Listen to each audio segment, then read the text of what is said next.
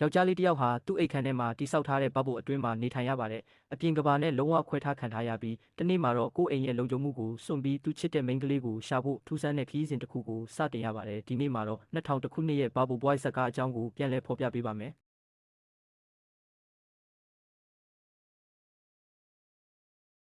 Jimmy Livingston မွေးဖွားလာချိန်မှာကိုယ်ခံအားမရှိတဲ့အတွက်ဆေးရုံတက်ရပါတယ်။ပိုးတစ်မျိုးပဲဝင်သွားရင်အသက်အန္တရာယ်ရှိနိုင်ပါတယ်။၄နှစ်အရွယ်ရောက်လာတဲ့အခါဆေးရုံကနေထွက်ခွင့်ရပြီးမိဘတွေကအိမ်ကိုခေါ်လာကြပါတယ်။မိခင်ကဘယ်ကလေးမှသူ့နားကိုမလာစေချင်ပါဘူး။သူ့အခန်းထဲမှာအပြင်ကဘာကနေကာကွယ်ဖို့ဘဘိုတစ်ခုဆောက်ထားပြီးလက်လန်းမိနိုင်တဲ့လက်တက်နှစ်ချောင်းကိုလည်းတက်ထားပါတယ်။ဒါကြောင့်မိခင်ကသူ့ကိုထိတွေ့နိုင်ခဲ့ပါတယ်။ Jimmy ဟာပျော်ရွှင်ပြီးမိသားစုကိုကျေးဇူးတင်တဲ့ကလေးတစ်ယောက်ဖြစ်ပါတယ်။သူ့စံပင်ကိုဖျက်တာပညာသင်ပေးတာတွေကိုမိခင်ကပဲလုပ်ပေးပါတယ်။မဂဇင်းတွေတရှိုးတွေကိုတော့မိခင်ကရွေးပေးပါတယ်။အနီးအနားကကလေးတွေကတခါတရံပြတင်းပေါက်ကနေလှောင်ပြောင်ကြပေမဲ့မိခင်ကအမြဲကာကွယ်ပေးနေပါတယ်။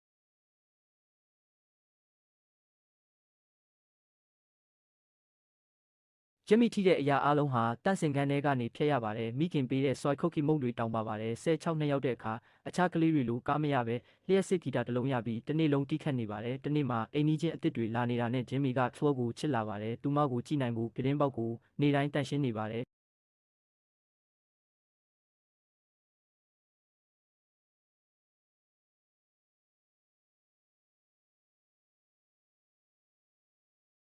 Chloe ကိုတငယ်ချင်းတွေကအိမ်ပြန်ပို့တဲ့အခါဘဘိုဘွိုးအနီးမှာနေတာကိုသိပြီးကောလာဟာလတွေပြောကြပါတယ်။ Chloe ကစိတ်မကောင်းဖြစ်ပြီး Jimmy ရဲ့အိမ်ကိုဝင်လာပါတယ်။အိမ်ထဲကလေကြောင်းလမ်းကြီးကိုလိုက်သွားပြီး Jimmy အခန်းထဲရောက်လာပါတယ်။သူတို့နှစ်ယောက်စလုံး Land of the Lost ကိုကြိုက်ကြတာသိလာကြပြီးမိတ်ဆွေဖြစ်လာပါတယ်။ Jimmy ဂီတတီးတတ်တာကိုသိတော့ Chloe ကသင်ပေးဖို့တောင်းပါတယ်။သူတို့ရဲ့မိတ်ဆွေမှုကပိုမိုနက်ရှိုင်းလာပြီးနေ့တိုင်းတွေ့ဆုံကြပါတယ်။ Christmas နေ့မှာ Chloe က Guinea Pig တစ်ကောင်လက်ဆောင်ပေးပါတယ်။တညမှာ Chloe က BR ယူပြီး Jimmy စီလာပါတယ်။သူ့မွေးနေ့ဖြစ်လို့ပွဲကို Jimmy စီယူလာတာပါနမ်းဖို့ကြိုးစားပေမဲ့ Chloe ကအိပ်ပျော်သွားပါတယ်။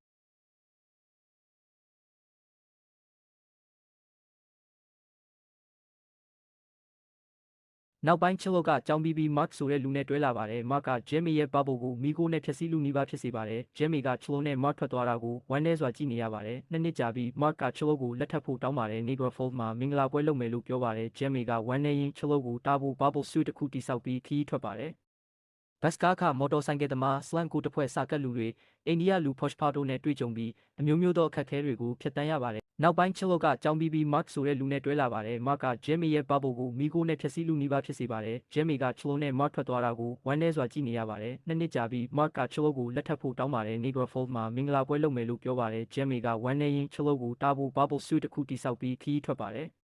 ဘတ်စကားခမော်တော်ဆိုင်ကယ်သမား Slant ကိုတစ်ဖွဲ့စာကတ်လူတွေအိန္ဒိယလူ Pushpa တို့နဲ့တွေ့ကြုံပြီးအမျိုးမျိုးသော